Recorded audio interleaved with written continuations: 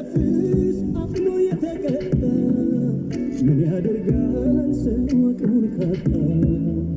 ተላምዳኝ በልቤ ላይ ፍቅሯ የነደደ